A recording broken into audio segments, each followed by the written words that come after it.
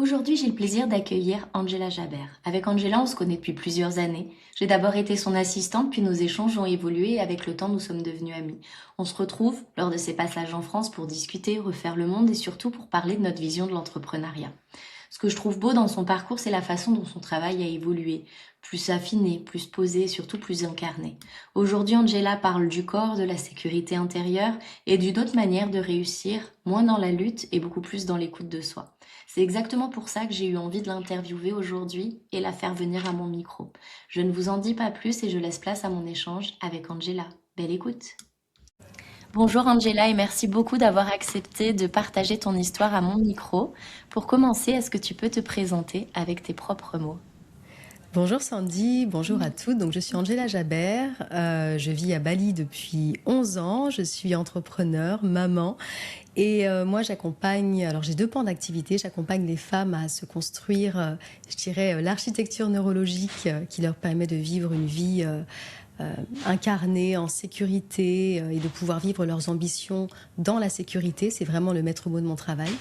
Et je forme aussi des pionniers qui utilisent la neurologie appliquée dans leurs accompagnements de façon à vraiment permettre aux gens d'évoluer grâce à la biologie en fait et donc de faire croître les gens en fonction de leurs propres capacités et de dépasser un petit peu les injonctions du développement personnel en respectant notre manière à nous en tant qu'êtres humains de pouvoir avancer dans la vie et réaliser nos objectifs de manière écologique. Super point de vue. Il va falloir qu'on rentre un peu dans le détail de tout ça. Mais avant d'en parler, si on remonte un petit peu l'histoire, est-ce que tu peux nous parler un petit peu de toi, quelle petite fille tu étais, et ce que tu arrives à retrouver d'elle aujourd'hui dans ta vie de femme? Hmm. C'est une question intéressante. J'étais une petite fille plus mûre que mon âge. J'ai toujours été plus mûre que mon âge. J'ai toujours eu envie de voir grand, en fait, pour une raison que j'ignore. Je m'imaginais pas dans une vie banale. J'ai toujours eu l'impression qu'il allait forcément m'arriver des choses extraordinaires dans ma vie, ce qui était assez paradoxal parce qu'on peut pas dire que j'ai eu une enfance très heureuse, mais justement, je pense que j'étais vraiment poussée à croire en mieux, croire en plus grand.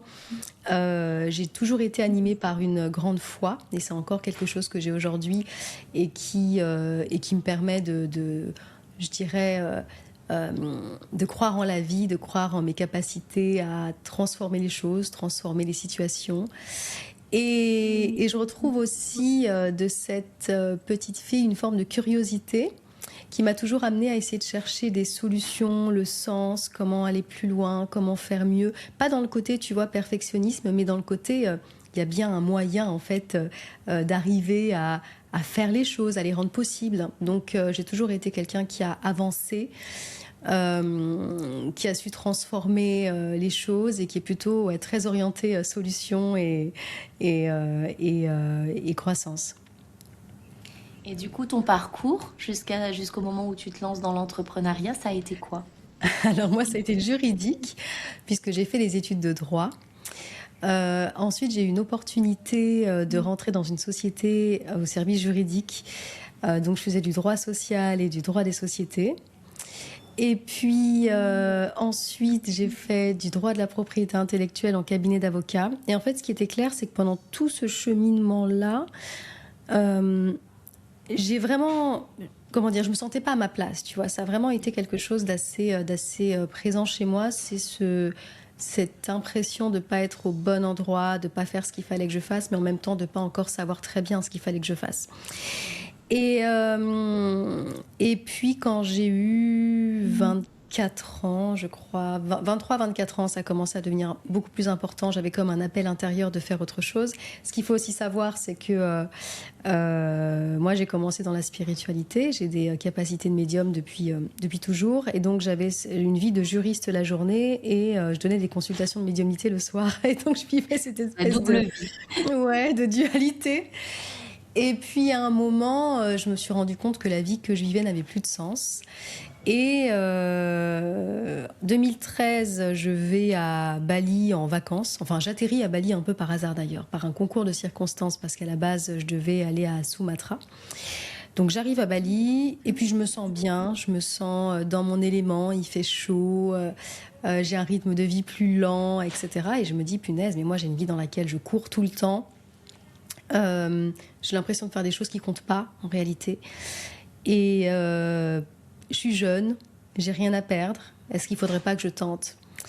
Et je suis rentrée, je n'ai jamais pu me réadapter en fait à la vie, le travail, etc., etc., la vie française. Et j'ai tout vendu et je suis partie en Indonésie. Et je ne savais pas très bien ce que j'allais faire. Finalement, les portes se sont ouvertes à moi. J'ai d'abord travaillé dans une clinique holistique. En fait, ce qui était intéressant, c'est que c'est vraiment ma spiritualité en réalité qui m'a ouvert les portes à la base.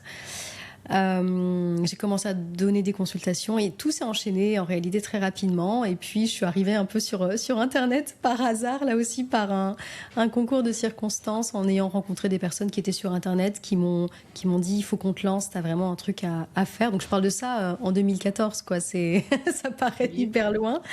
Voilà, c'est assez vieux. Donc j'ai commencé en 2014 sur Internet avec des programmes spirituels et en parlant de spiritualité. Ça a très très bien fonctionné. Et puis ensuite, je me suis réorientée et donc aujourd'hui on est en 2026 et je suis devenue enseignante en neurologie appliquée. Voilà, un beau parcours.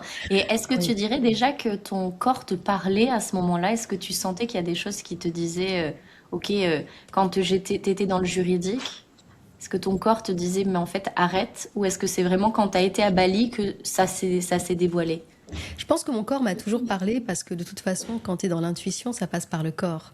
Et je pense déjà que j'avais ces capacités-là parce que j'avais ces capacités d'écoute de mon corps.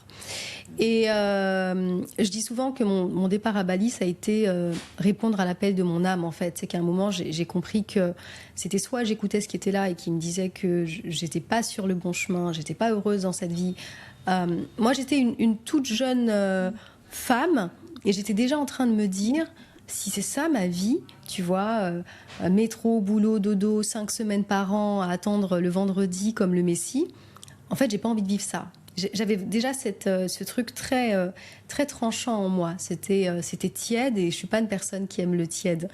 Donc, c'est vraiment mon corps qui m'a guidée à faire ce pas-là. Et je pense que globalement, tous les choix de ma vie, je l'ai fait avec mon corps. Et c'est aussi ce qui me permet quelque part de ne jamais m'être retrouvée dans une situation dans laquelle j'ai peur et j'avance pas.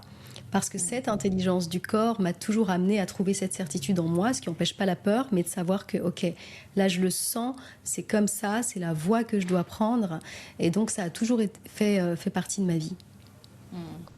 Et quand tu as décidé de tout quitter pour Mhm. t'installer à Bali, ton entourage, il l'a pris comment? Hmm.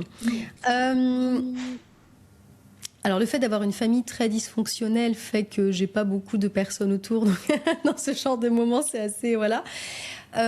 Globalement, les personnes qui étaient autour de moi m'ont plutôt dit qu'il fallait faire attention, etc. Mais quelque part, je pense que les gens projettent beaucoup de leur propre peur, tu vois. Et que moi, j'avais plutôt cette conscience de me dire, je vois pas très bien ce qui peut m'arriver de mal. En fait, au pire des cas, ça ne se passe pas bien et je rentre. Ouais. Mais je n'avais pas j'étais pas dans la fatalité, j'avais pas d'enfant, j'ai engagé que moi.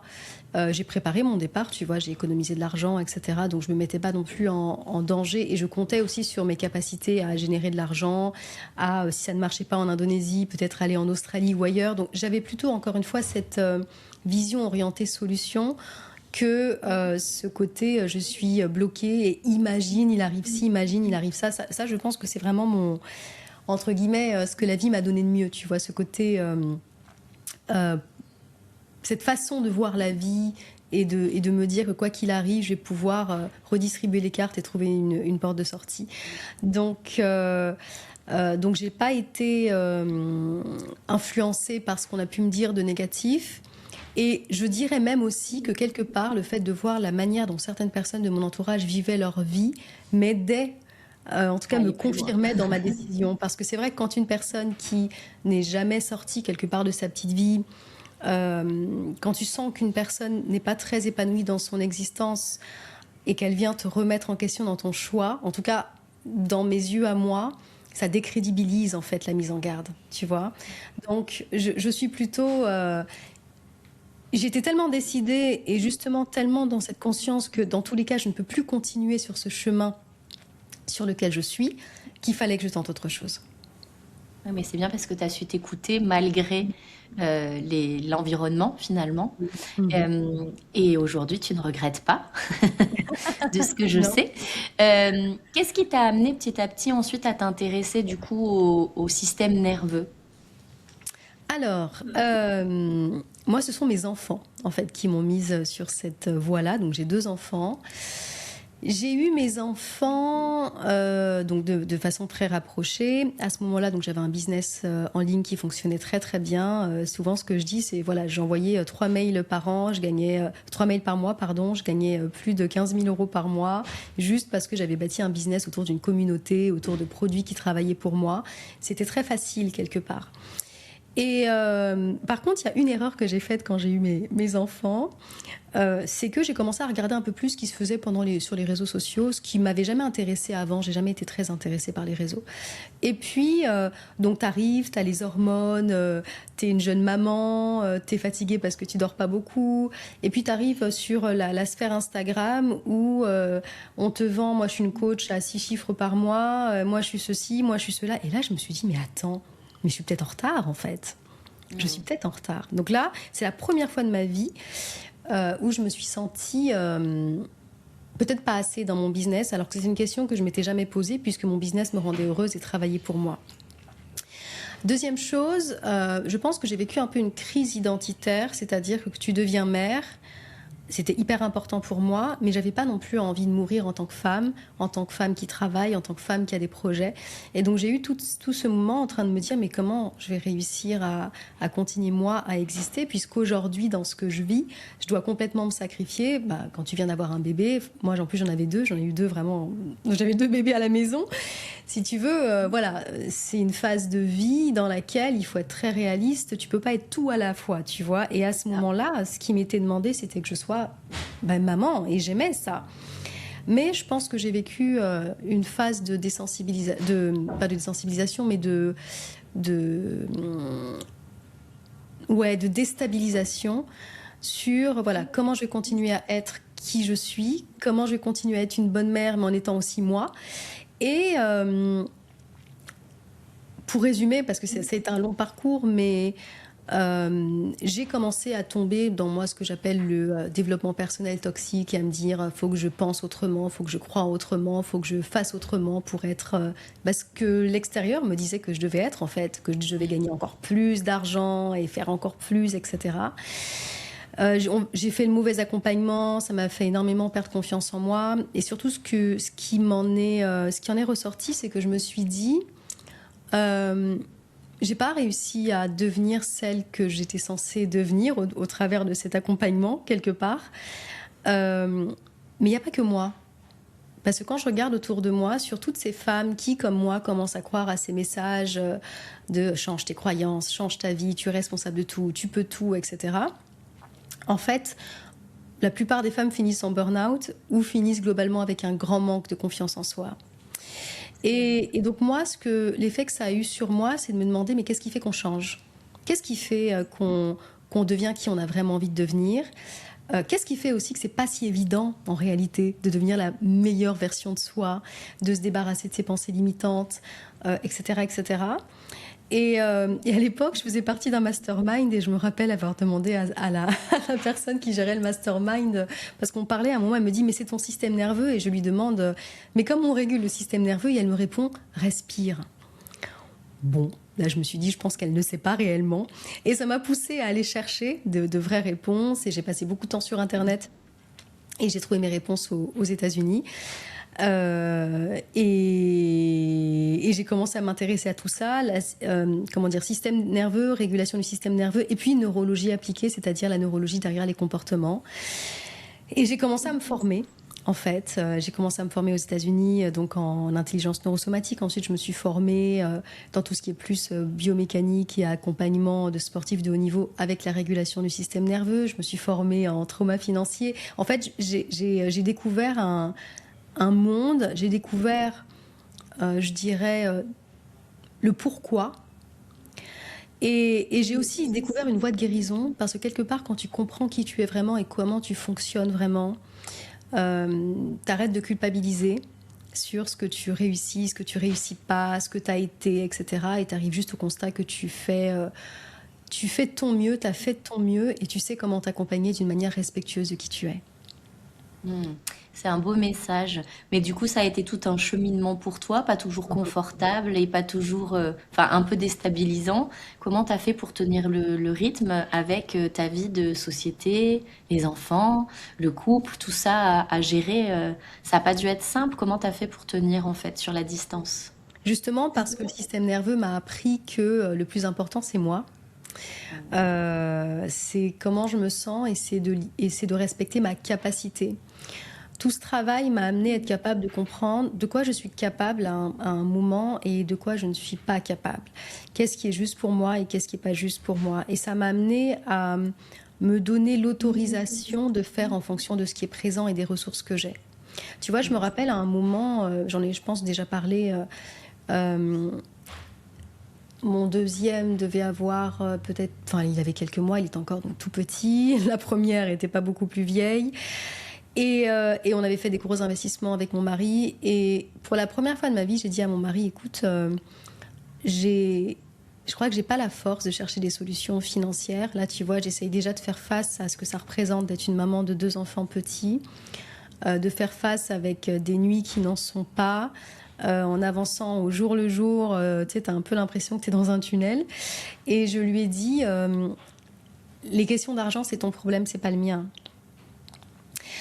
Et en fait, tu sais, pour moi qui avant m'étais vraiment construite sur un modèle, sois indépendante, ma fille, ne dépend jamais de personne, blablabla, etc., d'arriver à dire à mon conjoint, en fait, je te refile ce bébé-là, parce que moi, je m'occupe de nos 2 bébés, et que je peux pas être partout, et qu'en fait, à ce moment-là de ma vie, j'ai même pas envie d'être partout, j'ai pas envie de me poser des questions sur l'argent, sur tout ça, et j'ai juste envie de respecter le fait que je ne suis pas capable aujourd'hui de m'intéresser à ce genre de choses. Ça a été absolument salvateur.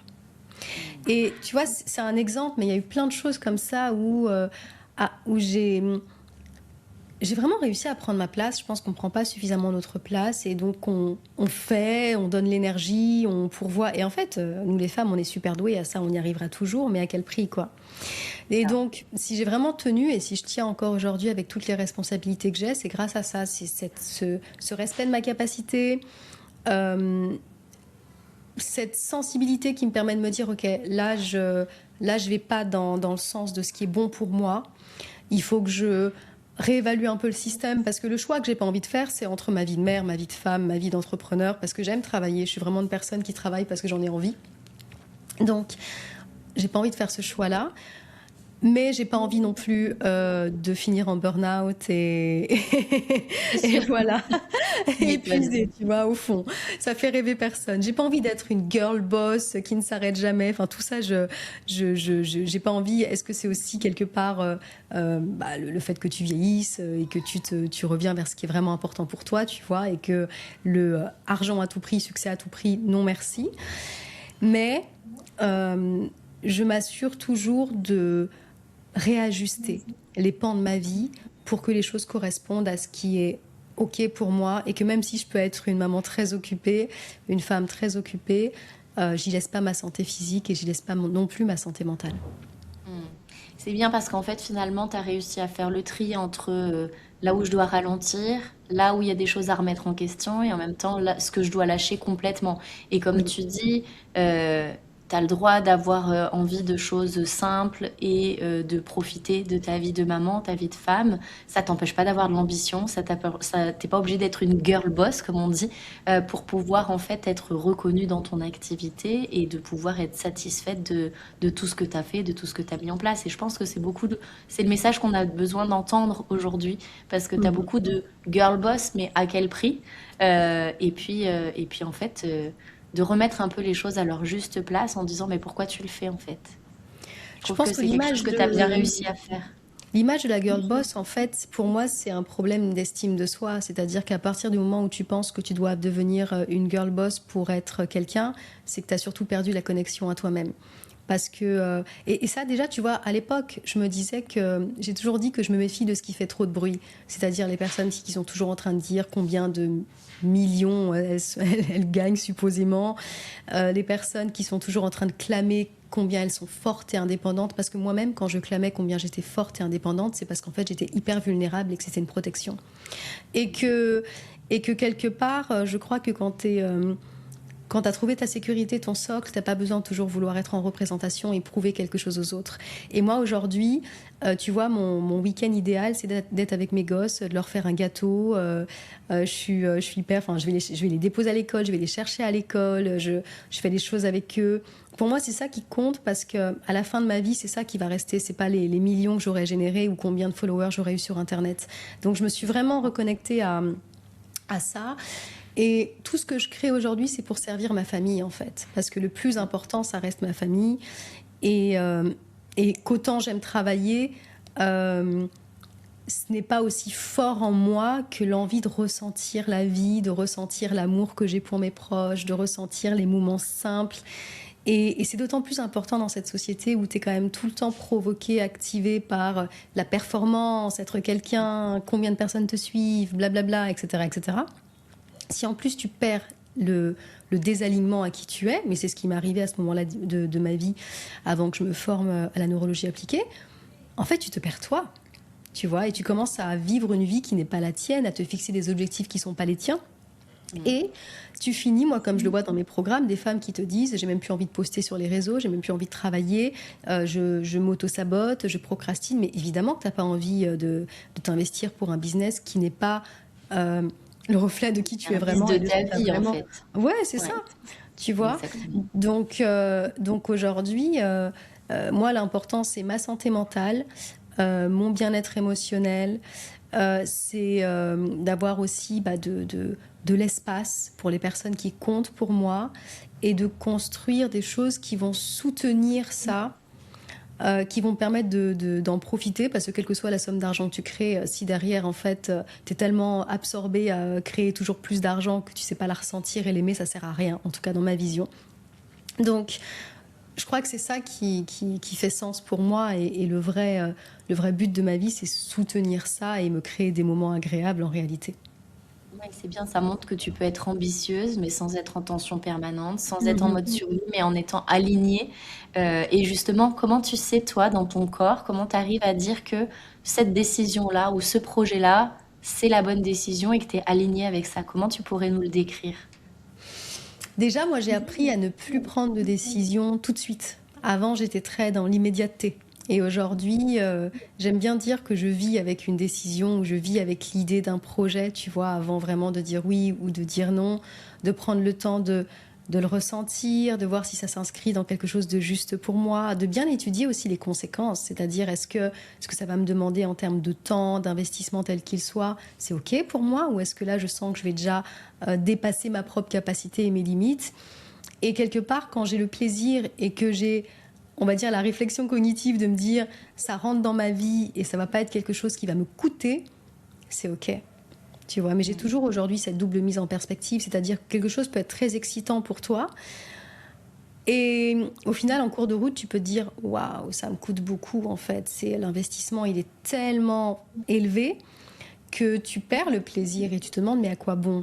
Et donc aujourd'hui, j'écoute mon corps, ce qui se passe dans mon corps, mais j'ai aussi une vision plus factuelle de est-ce que ça va respecter ma capacité, ou est-ce que c'est quelque chose qui va au final être trop pour moi.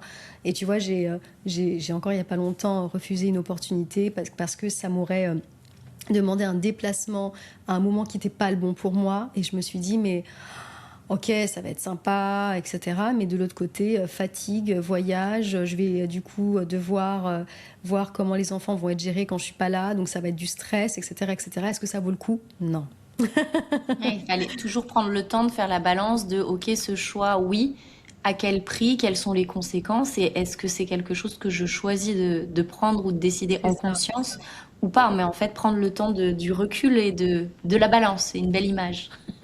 Oui, et je pense que c'est ça aussi la sécurité, c'est ne plus prendre des décisions en ayant l'impression que c'est l'opportunité de ta vie et que si tu loupes un truc, tu feras plus rien. Parce que parfois dans l'entrepreneuriat, on peut avoir l'impression que tu as un truc, oh, faut que je le prenne, etc., etc.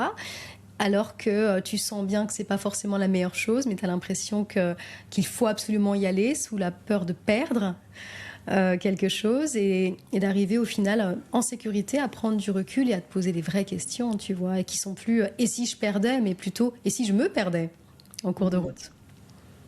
Et tu parles beaucoup de la sécurité intérieure, justement. Comment tu l'expliquerais avec des mots simples? Qu'est-ce que c'est pour toi la sécurité intérieure, en fait?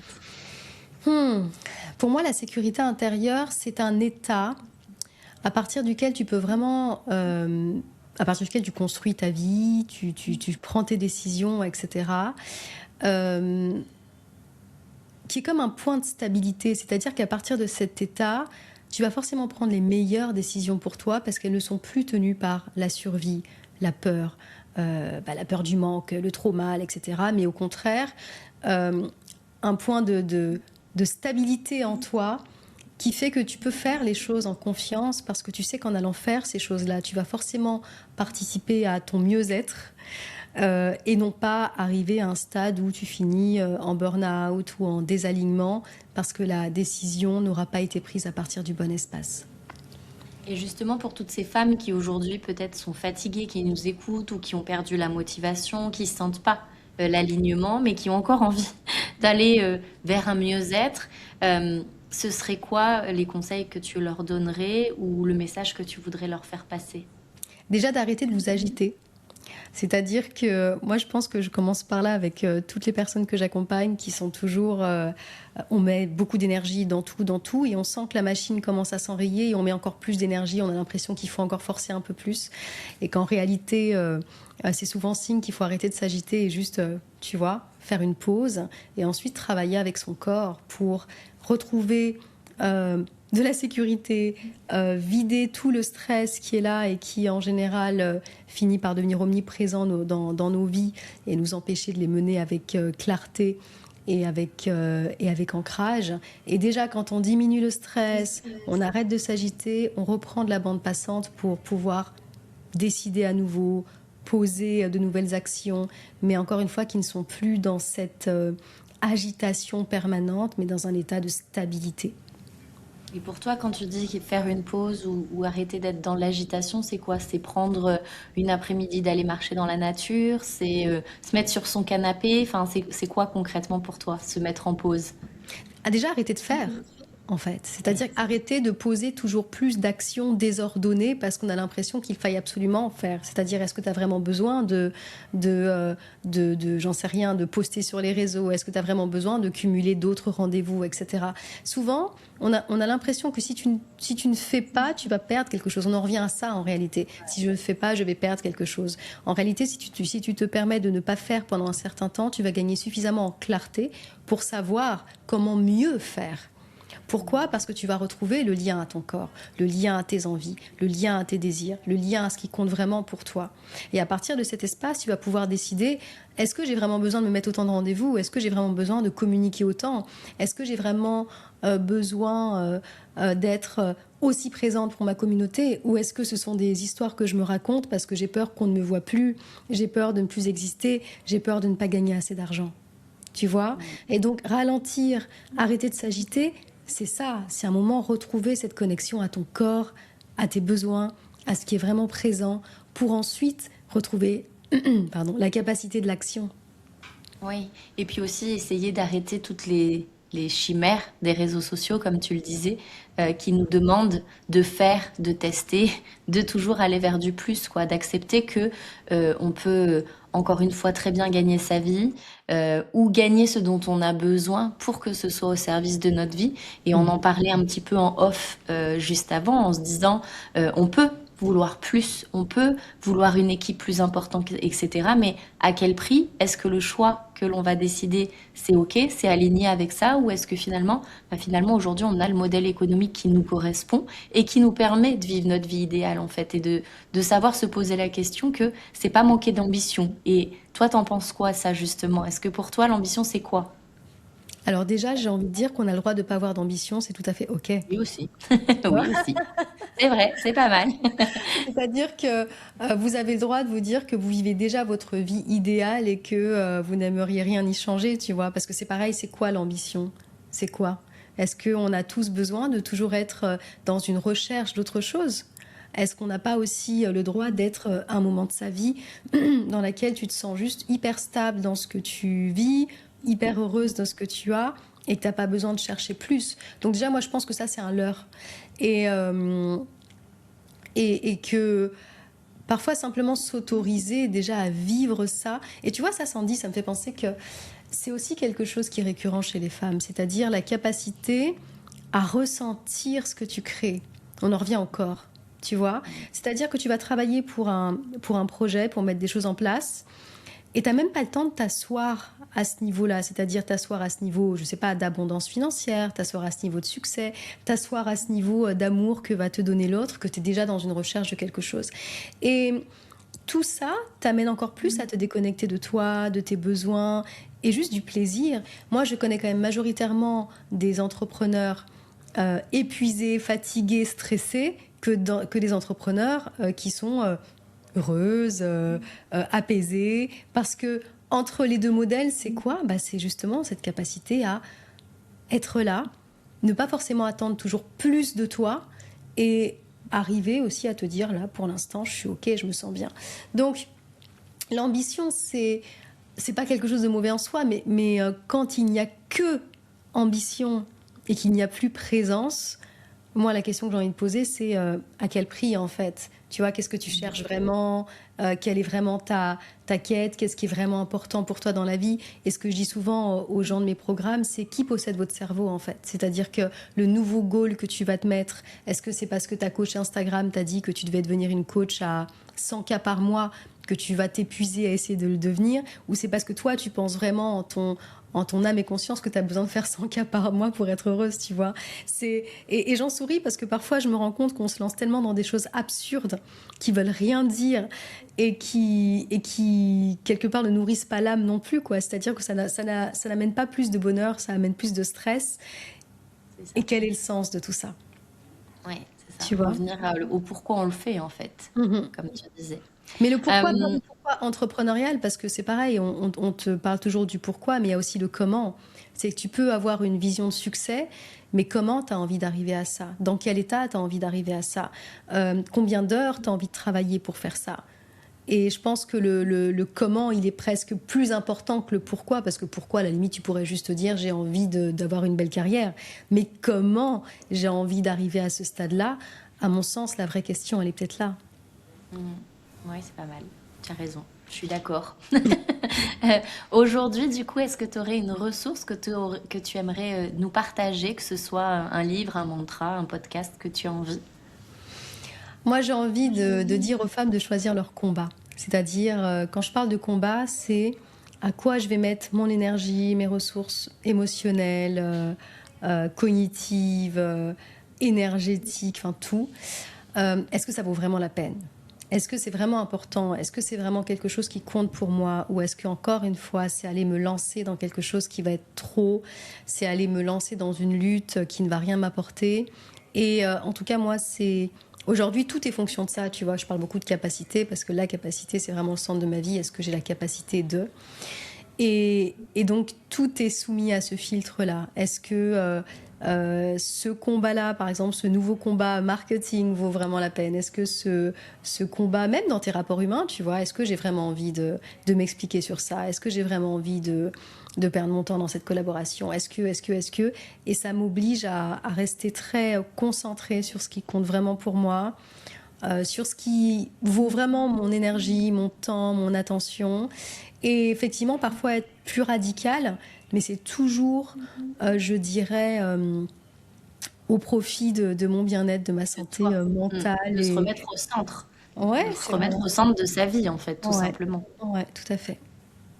Si tu devais nous raconter un petit peu une journée ou une semaine dans la vie d'Angela, c'est quoi tes routines? C'est quoi, du coup, ce que tu as mis en place pour être bien et aligné entre tes différentes casquettes, finalement? Alors, lever à 5h30 en général. Tu es une lève tôt, donc, ou c'est les enfants qui imposent ce rythme? ouais, beaucoup les enfants. Lever à 5h30, tout préparer pour déposer mes enfants à l'école à 7h45.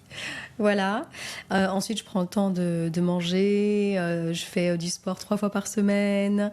Et le matin, c'est vraiment mon temps de travail jusqu'à 13h où je vais récupérer mes enfants. Et là, j'essaye vraiment de me forcer à être avec eux. Il m'arrive d'avoir des rendez-vous, donc je me fais seconder pour ces rendez-vous-là.